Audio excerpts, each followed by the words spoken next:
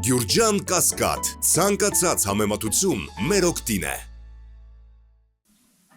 Սելայնակիցներ 2018 թվականին Նիկոլ Փաշինյանը որոշեց վերատեսության ենթարկել Արցախյան հակամարտության կարգավորման բանակցային գործընթացը։ Հայաստանի հպարտ իշխանությունները կտրուկ մերժեցին 2019 ապրիլին ներկայացված կարգավորման վերջին փաթեթը։ Բանակցությունները մտան փակուղի 2020 թվականի սեպտեմբերի 27-ին օգտվելով դիվանագիտության ձախողումից Հայաստանի Ադրբեջանը լայնամասշտաբ պատերազմ սկսեց Արցախի հանրապետության դեմ։ Պատերազմը չավարտվեց նոյեմբերի 10-ի կեսգիշերին, ինչ տեղ ունեցավ 23 թվականին դրա հետևանքներ։ Դեռ չեմ խոսում նրա մասին, որ պատերազմը տեղափոխվեց Հայաստանի տարածք։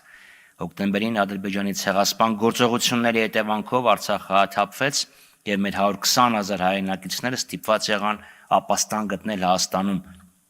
Այսօր Հայաստանում ապրող մեր արցախցի քույրերն եւ եղբայրները բազմաթիվ դժվարությունների են հանդիպում՝ իրավական, հոգեբանական, սոցիալ-տնտեսական։ Պատահական չէ, որ նրանց մի ստվար զանգված լքել է Հայաստանը։ Բնականային ապահովման պետական աջակցության ծրագիրը օրինակ ձախողվել է։ 25,000-ից 30,000 ընտանիքների մի փոքր մասն այդ ծրագրի շահառուն դարձել։ Տրամադրվող գումարը չնչինև չի կարող բավարարվել բնակարան գնելու համար, մանավանդ փոքր ընտանիքների դեպքում։ Գումարից բացի ծրագրից օգտվելու պայմաններն անհասկանալի սահմանափակումներ են ենթադրում։ Օրինակ, եթե շահառու ընտանիքների երեխաներից մեկը շնորհալի երեխա է եւ ինչ որ բարեգործի աջակցությամբ մեկնում է արտերկից սովորելու, ընտանիքը զրկվում է այդ աջակցությունից, տնից է զրկվում։ Իդեպ այդ սեփականության իրավունքի զրկելու հարցը խիստ կասկածահարույց է եւ վիճելի է, եւ նաեւ իդեպ բանկերն են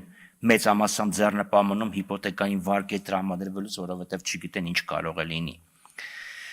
Կեցության եւ այլ ծախսերը հոգալու սոցիալական աջակցության միջոցառումը, այսպես կոչված 40+10,000 դրամների աջակցությունը, դրա դադարեցումը կամ միայն առանձին խմբերի համար դրա պահպանումը հանգեցնելու աջակցության կարիք ունեցող տեղահանվածների շրջանում սոցիալական անկանության խորացմանը։ Այս ծրագիրը իդեպ նույնպես անհասկանալի սահմանափակումներ ունի։ Օրինակ, եթե 5 տարվա մեջ ինչ որ մեկը 10 օրով այցելում է իր ազգականի տուն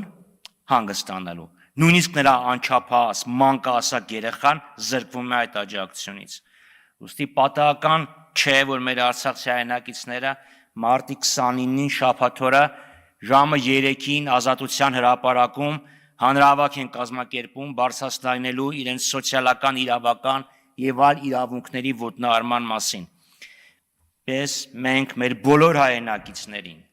կոչ ենք անում միանալ արցախցի մեր քույրերին եւ եղբայրներին պահանջելու կառավարությունից լուծել արցախցիների առաջև ծառացած խնդիրները, մինչեւ ապահովի նրանց վերադարձի իրավունքի եւ սեփական ճակատագիրը տնօրինելու իրավունքի իրացումը։ Շնորհակալություն։